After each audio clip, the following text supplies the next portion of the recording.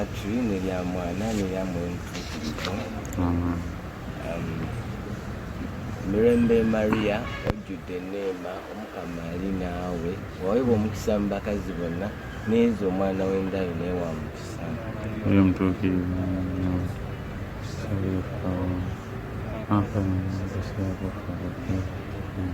jangu ayi mwoyo mutuukirivu jangu lokonjaga kusukirigya okwakabitewo mukyamubemuyitebikobbala. baganda bange mwenna bambi mbalamusizza n'omutima gwange gwonna nateera mu mitingi yaffe emu eya Garden of God.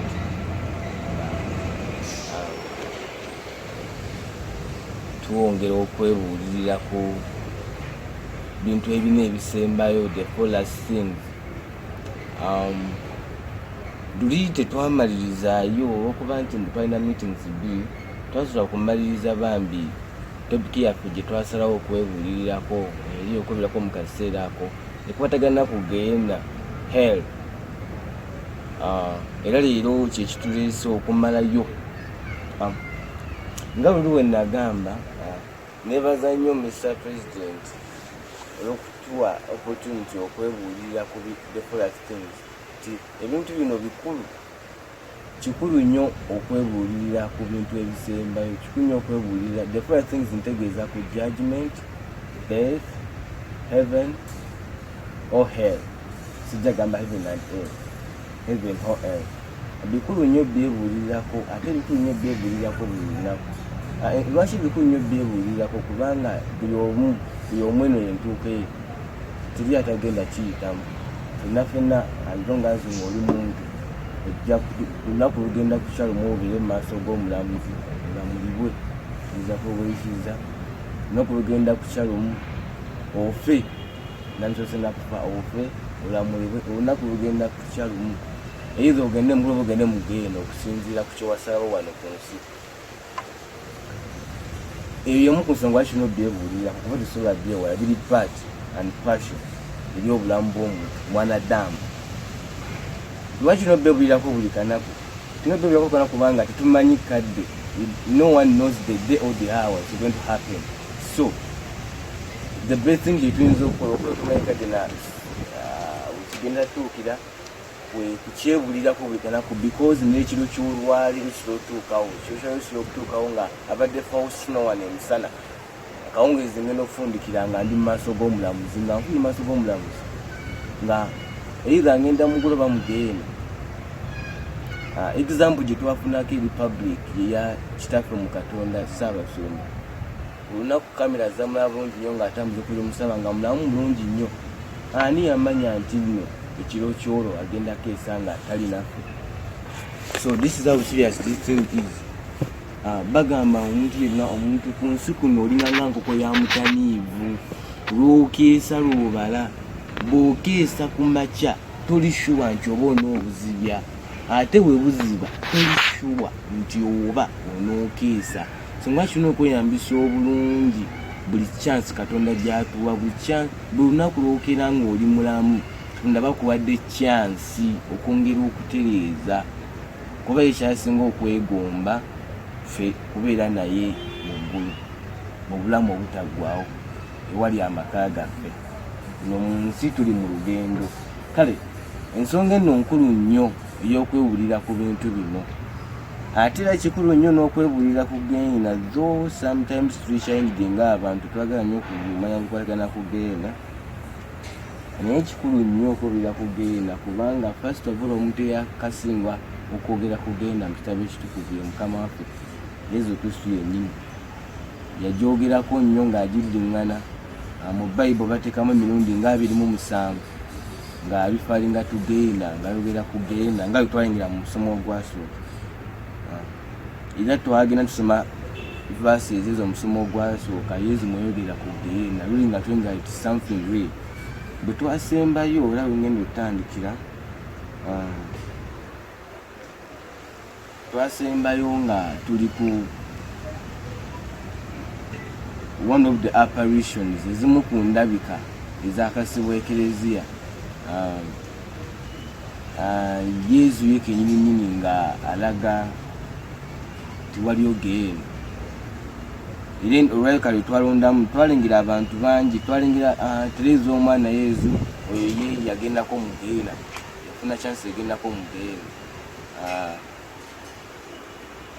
Saint Joseph Amenendez naye yafuna chance yagendako mu Geena ng'akyali ku nsi abaana ab'e Fatima abato abo bo bafuna vision bikama ebiraga vision ya Geena Saint Faustina ye yagenderayo ddala bimu ku batuukirivu nze binanoonyereza n'enfuna abaali bafunyeko ku gundi opportunity naye mu zonna zonna nagenda okwetegereza nga bonna bafaanagana kibolaba kifaanagana kati obuteno nabudde nalondamu emu eri rich mu kyetwetaaga lya Sister Faustina bwe yamala ogenda mu Geena naye kennyini Omukama yamugamba biwandiike njagala abantu babimanye baleme kwekwasa nti teri Geena teri atagendangayo yamugamba tobyogera naye biwandiike ddala era naye wonna akijulira ng'amaliza paragraph eno gyengenda basomera which is 741 era gye tugenda okutandika nayo tumalirize naye before nga sinabagenda eyo kano kalowoozo okwongera okutegeera Geena n'ekitwetero ogendayo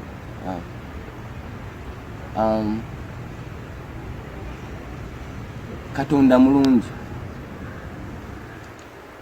Katonda wa kitiibwa, Katonda mwenkanya, Katonda kwagala, Katonda mulungi nnyo, Katonda wa kitiibwa nnyo. Timbu to offend God omuntu yenna okuoffendinga Katonda justice demands omuntu yasaana abonerezebwe. In fact n'ekibonerezo ekisinga ne ku Geena just okuba kyekati kiri ekisinga Geena okusikira ekifaananyi ekyo kitegeere bulungi nnyo. Kiringanga bonoddira omwana omuto ali innocent, omwana omuto bambi ali innocent n'omuoffendinga kaŋŋambe nze Faustino katugambe omwana omuto oba omukadde ogulengera nga ali innocent for sure and I offend that person in various ways. Nsobola omuoffendinga oba okumubba oba okumugamba ekigambo ekinini oba okumukuba kyonna how you can offend ejenza okunyizaamu omuntu ali innocent omwana omuto for sure reaction abantu gye bakolako ng'offendinze omuntu omulungi omuntu ali innocent ng'omwana omuto for sure obukambwe si bwe bumu. Abantu baba bakambwe nnyo ngo eri omuntu offendinze omwana omuto okusinga ng'offendinze omuntu atali innocent. Oba kifaananyi kisijja bulungi oyinza okusanga nga yoba offended katugambe nze kyali muno myaka gye gimu kituufu ne tugenda mu maaso oba abantu ng'omulamuzi penalty eyinza obutabeera y'amaanyi nnyo than ku muntu ali innocent kiri ku muntu ali innocent omuntu omulungi. Kati ne Katonda mulungi nnyo ate yasingawo ne ku mwana omuntu asingawo ne ku mukadde mulungi nti okumuoffendinga just demands for you to be punished. At the same time Katonda wa kitiibwa nnyo ti okumuoffendinga you deserve to be punished. Olwegeza okusikira example ogeza okutegeera ekifaananyi kyengezaho okuleeta singa nga onoobeera ne taata tugambe taata muli ne taata mu ddiiro ntudde ne taata mu ddiiro omwana n'ava eri omu ku baana ng'ategeerera ddala sigamba nti tategeera ng'ategeerera ddala oba n'amukasukira ka puleeki mu face taata agenda okwoza for sure how do you feel? Omwana ng'oyo kubanga offendinze omuntu ow'ekitiibwa ng'oyo so nga tino mba musaaga nga bakyali nga muli myaka gyegimu n'akakasukira tugambe muli ba brothers mubalo lajja akasukira kagonda tikyabika kyekimu si kyekimu walayi si kyekimu okigerageranya senga aba akikoze ku taata semako wewaka olw'ekitiibwa taata kyalimu oba singa akasukira mutoowe sikyamaanyi nnyo okusinga ku kitiibwa taata kyalimu. Kati nga bwolengera nti nno mwenna mwisika babeerawo okumpi omwana kikyakoze taata okukikyuku tomanyi taata yani wano kati nate Katonda kiyitawo Katonda wakitiibwa n'okusinga taata wakitiibwa n'okusinga omuntu n'owekitiibwa gw'omanyi kino okumwofendinga okumunyooma okumuyisaamu amaaso. Justice demands for you to be punished even more than what is in hell. So ono mbadde ngeza kugeraageranya hell, comparing hell and justice. For sure justice demands, if we offend God, for sure we deserve hell indeed. Olw'obulungi bwe n'olw'ekitiibwa kye timbufu okumunyooma ffe yatonda obutonzi fe okumuyisaamu amaaso, we deserve to be punished. Justice demands us to be punished.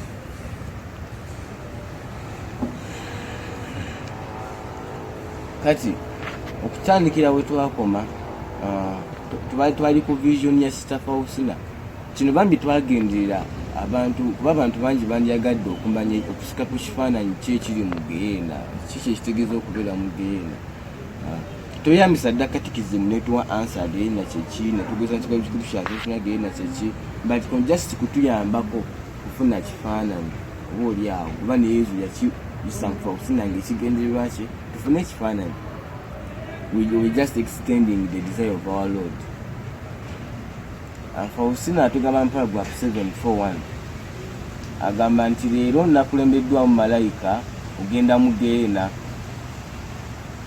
Agamba nti ekifo ekyo mujjudde okubonaabona okusukkiridde. Agamba nti mbu kinene era kigazi. Era agamba ebibonyoobonyo bye nalengedde mu Geena bye bino wammanga. Ekibonabona ekisooka Faustina kye yalaba ekisookera ddala mu Geena kwe kubonaabona emyoyo gye kubonaabonamu giri mu Geena egy'okuba nti nno gyayawukanyizibwa ne Katonda, tegisaasulwa kubeera na Katonda. Fact kino kyekibonerezo ekisingira ddala mu Geena nga bitwalengera mu kusooka, sigenda kiddamu olw'obudde. Kale okwonako akatono nga Musinyongo bya watugamba era nga ekitekezo bwe yatugamba nti ffenna nga bwe twatondebwa Katonda era nga bwe twatondera Katonda teri kintu kiyinza kusatisfyinga, teri kintu kiyinza satisfyinga desires zaffe, kiyinza satisfyinga ssanyu lyaffe okusinga Katonda. Teri kintu kirungi eri muntu ng'oggyeko Katonda, lwakuba bwe tuba tukyali mu nsi muno tumanyi okubuzaabuzibwa. Katonda n'abeera nga tetulengera bulungi bwe ne tufuna ebifo ebitwala place ya Katonda. Tulina kwegomba okwo, tulina kitegeera bulungi. Naye Musinyonzi yagamba mu katabo ke kenerabidde oba kali eri tutumuka wonye purigatori yagamba nti omuntu ng'amaze okuvaako omubiri guno ogw'omusuluwaza azuula ekintu kimu kyokka ng'avudde mu nsi muno nti teri kintu kirungi ng'oggyeko Katonda. There is nothing good. Teri kintu kimu kyayinza kuyanira ng'oggyeko Katonda. Kati ng'omaze otegeera amazima ago n'okizuula nti nno togenda beera na Katonda emirembe gyonna, kyokka ate ng'omaze okuzuula nti Katonda kye kirungi ekisinga, oyinza okwefunirizamu bulumi bw'oyinza okuwulira kyate kyogenda ofuna is the opposite of what you have realized. Ogenda beera mu bukyali, ogenda beera ne sitaani. Kuno okubonaabona okukyasinze mu purigatori era emyoyo gye kusinga okwejjusa n'okwevuma. Ekyokubiri kwe kwejjusa, gyejjusa. Faustina agamba emyoyo gyejjusa olw'okusalawo okubi kye kwakola. St. Joseph yakitugamba nti nno egimu yagiwulira ye Yosefu bwe yagendayo, egimu yagiwulira nga gyogera nti gyejjusa olw'okuba nti gyamanya ekituufu ekyokukola kyokka ate ne gisalawo obutakikola. Era gyamanya nti kino kibi esawo ne kigikola. Era gyejjusa olw'okuba nti nno gyanyooma, gyagayaalirira ennembe Omukama gye yagiwa ku nsi kuno. Ate ekisemberayo ddala obukulu ekiruma emyoyo gino okusinziira ku Sister Faustina kye yalaba nti ebyo byenjogeddeko byonna waggulu nti kwe kuba nti eyo embeera gy'olimu yonna ey'ennaku terikyuka forever and ever. Then ekyokuna Faustina agamba nti gwe mwoyo ogukwokya ate nga tegukusaanyaawo. Ekyokutaano agamba nti kyekizikiza, ekizikiza ekitakoma, mpozi n'ekivundu, suffocating smell oba nkize nkya mu Luganda. ekiziriza n'okuziira ekisukkiridde bino bye yalengera. Agamba ng'oggyeko ekizikiza ekisukkiridde kyokka ekyewuunyisa amasitaani n'emyoyo bo beeraba. Ekyomukaaga agamba nti is the constant company of Satan. Okubeera ne Sitaani nga tasigamba nti avako nti agenda afuna ebyako. Okubeera ne Sitaani buli kabanga. You know who the devil is. Omanyi Sitaani kikyayina engeri kugambe bagamba n'okufuna okunya vision ya Sitaani okuyinza n'okufa just okumulabako obulabe.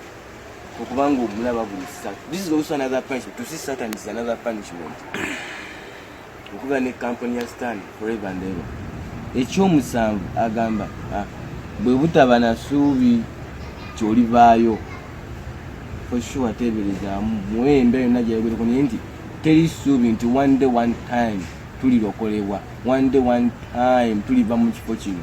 Naye ojja kubeera mu ebyo Faustina byagambyeko ne byeyalekayo byatasobola kunnyonnyola byonna forever and ever. Ekirala agamba bwe bukyayi eri Katonda n'akagamba ag'obukyayi n'akagamba ag'ebikolimo n'okuvuma. Era Faustina agamba bino ebibonyoobonyo abo bonna abali mu Geyeena bibabonaabonamu. Naye ate era agamba byonna awamu bye njogeddeko si y'enkomerero y'okubonaabona okuli mu Geyeena. Faustina agamba nti nalengera mu Geyeena ngeri ebibonerezo eby'enjawulo ebyategekebwa eri emyoyo egimu. Emyoyo egimu gibonyaabonyezebwa mu Geyeena okusinziira nga bwe gyayonoona. These are the torments of the senses. Each soul undergoes terrible and indescribable suffering related to the manner in which it has sinned. Buli mwoyo gubonaabona mu ngeri esukkiridde gy'otasobola na kunnyonnyola okusinziira ku ngeri gye gwayonoonamu. Kino ne mu purigatori bakitusikira nti ne mu purigatori basasulira amabanja okusinza nga bayambisa senses zo how you sinned kusinza ngeri gye wayonoonamu. Ne mu Geyeena kye kimu emyoyo egimu gibonaabona ng'oggyeko bino balina ate ebiri special okusinza ku ngeri gye wayonoonamu.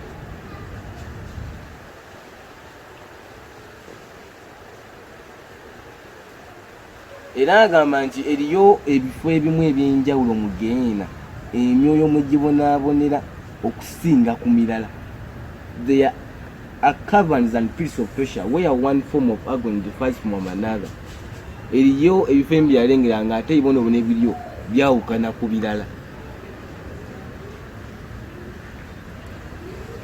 Faustina agamba nti nandifudde just olw'okulaba obulabe ebibonoobonyo ebyo bye nalengera tekuba kubeera kisa kya Katonda n'amaanyi ge kumpanirira. Nze Faustina nandifudde ku kye nalaba kyali kimala bumaze okufa. Faustina afunikira atugamba let the sinner know that he will be tortured throughout all eternity in those senses which he made use of the sin. Faustina agamba leka omwolonyi yenna amanye nti nno ajja kubonyerezebwa emirembe gyonna mu ngeri gye yayonoonamu wano ku nsi. Faustina afundikira atugamba I am writing this at the command of God. Kino nkiwandiika kuba Katonda yandagidde so that no soul may find an excuse by saying there is no hell. Kino nkiwandiika kuba Katonda yandagidde omwoyo guleme kwekwasa abantu baleme kwekwasa nti teriyo Geyeena. Jjukira ekigendero kya first theme mu topic eno kyakutukakasa nti Geyeena gyeri. Faustina agambye kino Katonda nkiwandiika Katonda yandagidde okukakasa abantu baleme kwekwasa nga bagamba nti eri Geyeena nti oba all that nobody has ever been there nti oba teri muntu yali agenzeeyoko and so no one can say what it is like. Kyali teri ayinza kujja n'agamba nti Geyeena efaanana etya. Sister Faustina agamba nze Sister Faustina by the order of God nga Katonda yandagidde have visited the abysses of hell so that I might tell souls about it and testify to its existence. Nze Sister Faustina nga Katonda yandagidde nkyalidde Geyeena na byonna ebiriyo nsobole okubuulira abantu ekiriyo kira Geyeena gyeri. I cannot speak about it now, but I have received the command from God to live in writing sobola jjogerawo kati genda naye Katonda ngambe nkireke nga nkiwandiise kireke mbuwandiike. The devils were full of hatred for me, but they had to obey me at the command of God. Agamba emyoyo wano nga nwandiika emyoyo gyawulira obukyayi gyali naye gyalina okumugondera kuba olwa komandi ya Katonda olw'ekiragiro kya Katonda. What I have written is but a few shadow of the things I saw. Agamba bino byempandiise kisiikirize busiikirize nekisiikirize nno ddala ku ekyo ekituufu kye nalaba kiri mu byeyo. But I noticed one thing, that the most of the souls are those who disbelieve that there is a hell. Naye kye nazudde nti emyoyo egisinga egiri mu geena gye emyoyo gy'abo abatakkirizanga nti eriyo geena. When I come to, I could hardly recover from the fright. How terribly souls suffer there. Era bwe yakomawo agamba kyamuzibwalira okuva mu mbeera gye yalimu ey'okubonaabona kwe yasanga mu geena. I pray even more fervently for the conversion of sinners. I insistently plead God's mercy upon them. Oh my Jesus, I'd rather be in agony until the end of the world amidst the good sufferings than offend you by the last sin. Era Faustina yafunikira kwa resolution emu yokka nti Mukama wange at least mbonaabona n'okubonaabona okukyasinze ku nsi kuno naye nga sikunyiizizza yadde n'ekibi ekisinga obutono. Ate Sista Yosefu bwe yava mu geena ye resolution gye yava yakoze yagamba nti sirowooza nti eriyo ekintu kye seetegese kugumira ku nsi kuno as long as kigenda kuntaasa obutagenda mu geena. Kyali lwedde ogumira kyonna as long as kigenda mutaasa ogenda mu geena. Ye kyeyavaayo asazewo amalidde oluvannyuma lw'okwongera ku kyali mu geena n'okukiyitamuko. Kale mu bufunze kyekyo Faustina munnaye kye yalaba era Katonda kye yamugamba awandiike ku lwaffe twongere okukkiriza nti geena gyeri. Yesu okutubuulira ku geena nokakasa nti geena gyeri ne ekereziya okutubuulira ku geena gyeri. Ekigendererwa kyayo si kyakututiisa naye ekigendererwa kyayo kikwe kutubuulira amazima ng'amazima gennyini. Ekigendererwa kiri kimu kyokka, golo ya Yesu n'ekereziya okutubuulira ku geena okumanya ku geena nokakasa nti geena gyeri okusalawo obulungi okusalawo obulungi wano okukozesa obulungi eddembe lyaffe okusalawo obulungi nga tumanyi entuuko ey'olubeerera eyingiriddeyo bye tusalawo. Tumanye nti nno nga bwe twayogerekezera bwe batuyigiriza akati bwe batuyigiriza nti senga omuntu nsalawo okubeera mu kibi ky'olumbe naddala era n'okukifiiramu, manye nti eno y'entuuko eringiridde n'entuuko ey'olubeerera ye continuation y'ekyo kye mba nsazeewo senga nondawo ekibi n'enkiremeramu. Kati ekereziya okutubuulira entuuko ey'olubeerera eyingiridde okusalawo etuyamba bambi tukozese bungi okusalawo kwaffe nga tukyalina akadde wano. Ekigendwa mu bufunze tebaagala tugendeyo, si kututiisa si kukola ki naye tebaagala tugendeyo. Yesu n'ekereziya tebaagala tugende mu geena.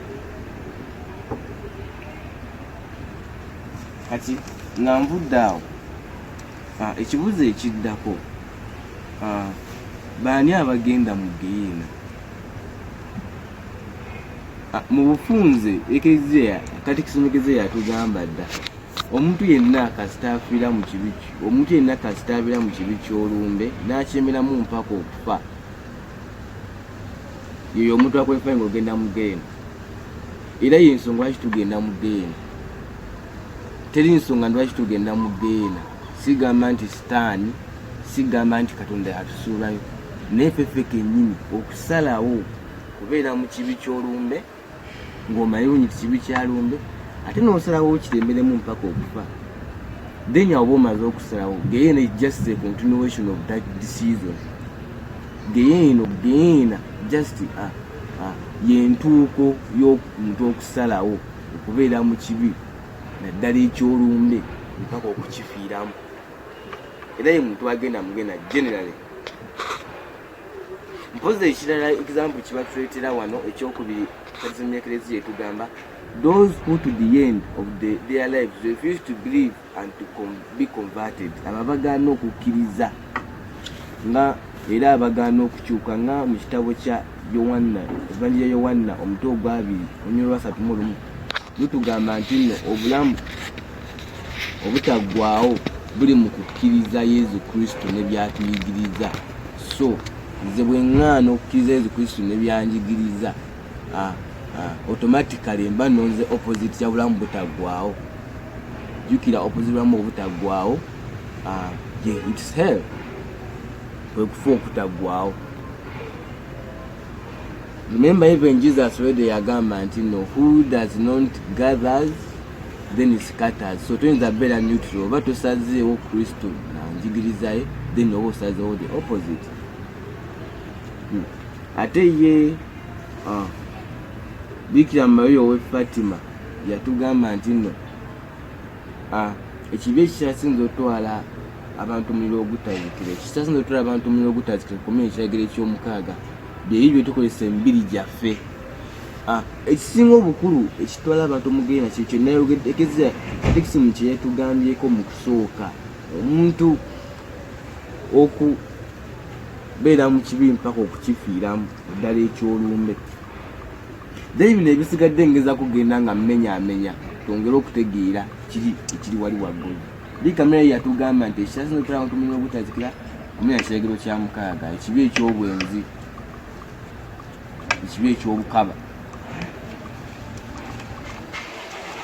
Ate bwe tudda mu kitabo ekitukuvu mbadde nsaba kumbikulira Matayo 25.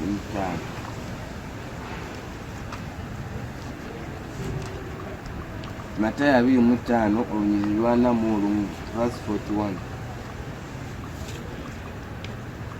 Matayo 25 verse 41 to 46.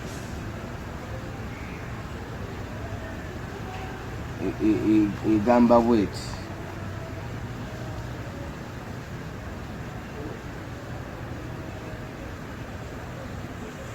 Yesu anyumye okulamurirwa okw'oluvannyuma. Yesu agamba bw'ati, agamba nti awo aligamba abo abalibeera ku mukono ogwa kkono nti bavumirire mmwe muve wendi mugende mu muliro ogutaggwaawo ogwateekerwa Sitaani ne bamalayika. Baani baagamba? Tuli mu kuddamu kibuuzo, who go to hell? Wano nakunyonedda general answer naye ngezaako gikutulamu nga Mukama bwe yakola kituyambeko okwongera okukitegeera. Baani baagamba? Baligamba nti bavumirire mmwe muve wendi mugende mu muliro ogutaggwaawo ogwateekerwa Sitaani ne bamalayika. Baabano wammanga, kubanga nali nnumwa enjala ne mutampa kyakulya, nali nnumwa ennyonta ne mutampa kyakunywa, nali mugenyi ne mutannanyiriza, nali bukunya ne mutannyambaza, nali mulwadde ne mukkomera, ne mutannambula. Awo nawo bali muddamu nti Mukama, twakulaba ddi ng'olumu enjala, obanga olumu ennyonta, obanga oli mugenyi, obanga oli bwereere, obanga oli mulwadde, obanga oli mukkomera ne tutakuweereza. Alibaddamu ng'abagamba nti mazima mbagamba nti nga bwe mwagaana okukikolera omu ku basingayo obuto bano, mwagaana okukikolera nze. Abo nno baligenda mu kibonerezo ekitaggwaawo, abatuukirivu bo mu bulamu obutaggwaawo. Ono Yesu atubuulidde one of the categories z'abo abaligenda mu muliro ogutazikira according to Matthew chapter 25. Mu bufunze wano abantu abatalina kisa. Example era siyo ne Bible twaga example gye twaga Bible ndala okukaatiza kino kye yagamba ddala kituufu. Bw'osoma mu Luka chapter 16 verses 19 to 31 eyogera ku musajja omugagga ne Laazaalo. Omusajja omugagga ono yali mugagga, Laazaalo yali mwavu munaku. Omusajja ono omugagga Bible etugamba yatuulanga ku mmeeza ye nga kuliko buli kyakulya ky'oyinza okwegomba. Omusajja ono n'alyanga yekka nga Laazaalo bambi ajjawo n'alya obukunkumuka. Omusajja ono kumanya yalina omutima nga tayinza na ku byokulya bye yalinanga ebingi, nga tayinza kubako ku Laazaalo ali wano. Okujja ku Laazaalo okulya obukunkumuka, teyalina kisa, teyafangayo ku banne, teyalumirwanga banne. Bible efundikira etugamba nti bonna baafa. Bwe baafa ki ekyaddako? Omusajja ono omugagga ataalina kisa baamulaga ng'ali muliro, ne balaga Laazaalo ng'ali mu ssanyu ne Abraham. Omusajja ono omugagga natandika okwegayirira ate kati Laazaalo amuyamba ati atonyeze ettondo limu ery'amazzi gy'ali. Yentuuko yo n'omugagga ataalina kisa. Wano Yesu tujjukire ye kenyini bayibuli etugamba nti nno agirira banne ekisa naye alikola ki naye ekisa kiri mugirirwa tujjayo bulungi nnyo. So ne katekisimu y'Ekereziya mwana wattu nga bwoba ogenze ku paragraph 1033 ennyonnyola ku geyeena kyebatandika nakyo bagamba we cannot be united with God unless we freely choose to love him, but we cannot love God if we sin gravely against him and against our neighbor or against ourselves. He who does not love remains in death. Anyone who hates his brother or his mother our Lord warns us that we shall be separated from him if we fail to meet the serious needs of the poor and the little ones who are his brethren. Katizime tugamba nti omukama atwebula nti tujja kwawukaniza nawe senga tutemera okudduukirira bannaffe abeetaaga obuyambi. So one of the categories according to the sacred scriptures according to Matthew chapter 25 abagenda mu geena beba batalina kisa abatomerwa bannaabo. Example esooka eyokubiri era Yesu yayogera tugende mu Matayo chapter 3. Matayo chapter 3 Yesu agamba ati Matayo chapter 3 verse 10 to 12 Yesu agamba bwati verse 10 to 12 agamba bwati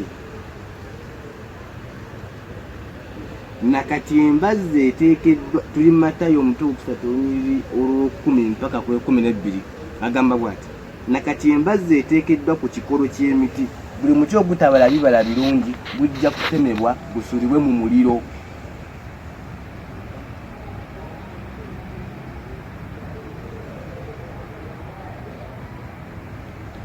Wano Jesus ayongera okunyonnyola yenga ye Jesus ayongera okutuyigiriza anywa topic gye twaliso gamba eri waggulu nti omuti ogutameza bibala birungi gujja kutemebwa gusulibwe mu muliro. Wano mufunza ali ategeeza ffe abantu nga tomeza bibala birungi. Oli muntu olina obusobozi obubiza ebibala ebirungi naye n'osalawo okubibikaku n'obaza ebibala ebibi agandi ojja suulibwa mu muliro. Then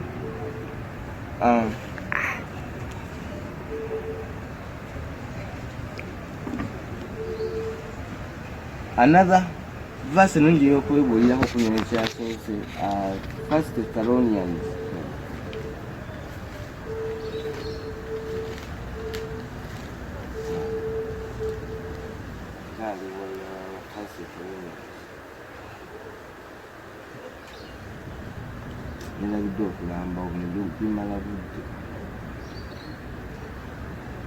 okay katugende n'ebyo zino sibadde example. Okay kati nga tumaliriza topiki yaffe eno tumalirize n'ekintu ekisinga obukulu. Kino kyekisinga obukulu kubanga John Chrysostom babambuuzanga ku geena nti geena erirudda ba 8 minutes yabaddangamu kimu nti ekisinga obukulu sikwe kumanya geena gyeri naye kwe kumanya engeri y'okwewalamu geena. Kati topiki yaffe esembayo ku musomo gwaffe guno, what can we do to avoid hell? Generally kitutagisa okukola okwewala geena is to choose God, to choose Christ, to choose to love God. Kyekyo Yesu kye yatugamba okusalawo kino. Yesu kye yatugamba nti yagala Katondawo n'omutima gwo gwonna n'amazzi go gonna n'amaanyi go gonna n'omwoyo gwo gwonna era yagala muliraanwo nga weeyagala. Ekyamazima kiri nti baganda bange ffenna tuli baana ba Katonda, Katonda kitaffe. Enkogana yaffe ne Katonda teyandibadde temukatondewo Katonda obutagenda mu geyeena, naye twandimwagadde bwagazi ng'abaana be kuba ye kitaffe kubanga mulungi ate yali yatuwagala ddaffe tulaba na kumumanya naba na kumwagala. Tulina kumwagala bwagazi kuba ye Katonda ffe ate ye kitaffe ate mulungi ate atwagala okutuuka ku nkomi. Kyandibadde nti enkogana ne Katonda okubasala agenda mu geyeena. So if you choose that you don't need to worry about hell. Neither katongere okwebulira ku Yesu amagezi gatuwa as far as this question is concerned. What going to avoid hell? Yesu atugamba ki? Yesu mu Matayo esura omutwe ogwokutaano onyolwa 1:29 ye atugamba bwati bino magezi Yesu gatuwa. Matthew chapter 5 verses 28:29 egamba bweti 28:29 egamba bweti naye nze mbagamba nti 28:29 nenako obanga eriisera erya ddyo likwesittaza linokolemu olisuula eri kubanga kisingako ekitundu ekimu ku ggwe okukufa okusinga omubiri gwo gwonna okusulibwa mu geyeena. Obanga omukono gwo ogwaddu gukwesittaza gutemeko ogusuula eri kubanga kisingako okufiirwa ekitundu ekimu ku ggwe okusinga omubiri gwo gwonna okugenda mu geyeena. Gano ge magezi Yesu bambi gagezaako tuwa bw'obanga tumubuuziza kino ekibuuzo, Yesu nani kwesha ogenda mu geyeena? This is the answer. Agamba obanga olina embeera yonna oba kyeweekutteko oba engeri gy'otambuzaamu obulamu bwo oba omuntu gw'oli naye ng'akuleetera okwonoona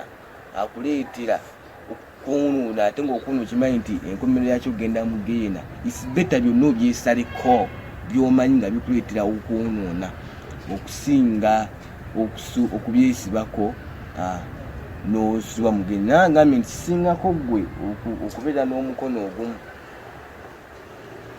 okubeera n'omukono ogumu gani omubiri gwo gwonna ogenda mu geyeena.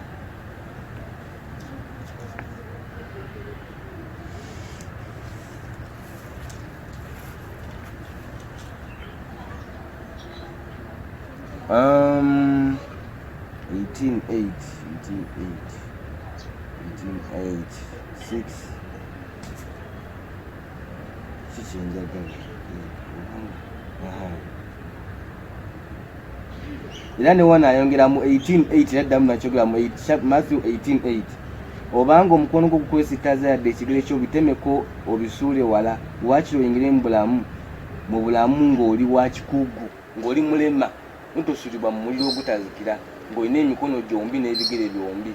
Era obanga eriiso likwesittaza lijjeemu likasuka eri waakiri oyingire mu bulamu ng'oli wa ttulu ng'oli muzibe okusinga okusulibwa mu lukonko lw'omuliro ng'olina amaaso gombi.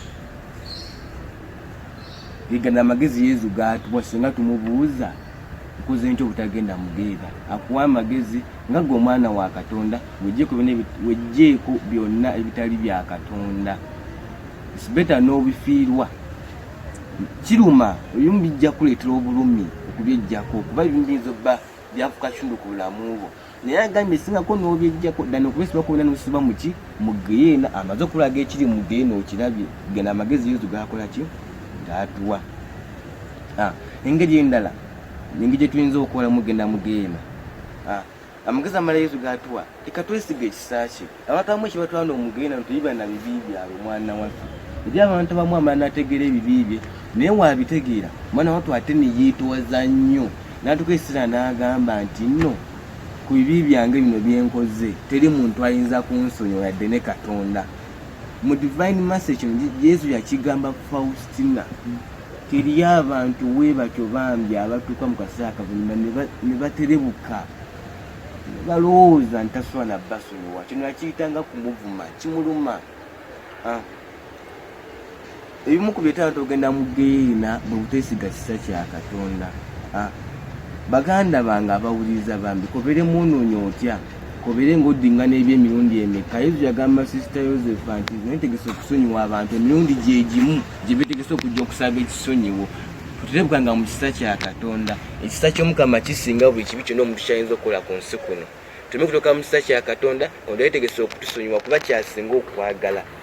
Kyasinga okwagala kutusonyiwa. Era yagamba kubanga ebigambo byange tutabamatiza engeri gye mbasaasiramu leka tisita okubonabona kwange kubamatize engeri gye njagetegese obbasaasiramu.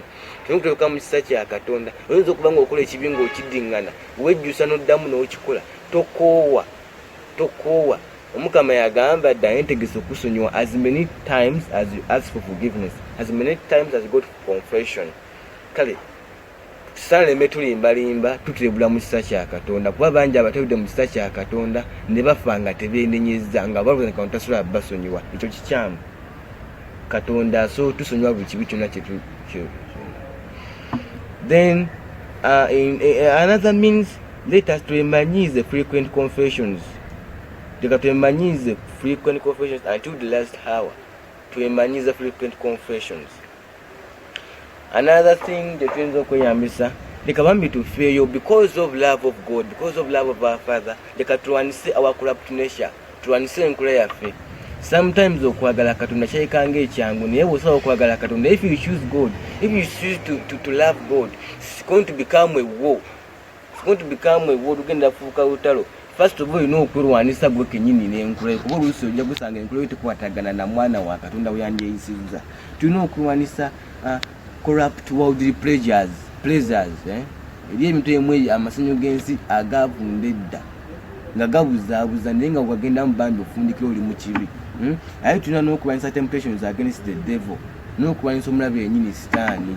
Kale because of love of God, leka tuteekemu effort tufeeyo with the aid of Christ, most especially obuyambi bwatuba mu ekereziya naddala mu masakalamenti n'ennyaffe Biikira Maria, tugezeeko okulwanyisa enkula yaffe olw'okwagala Katonda, tulwanyise amasanyu g'ensi agavunzibwa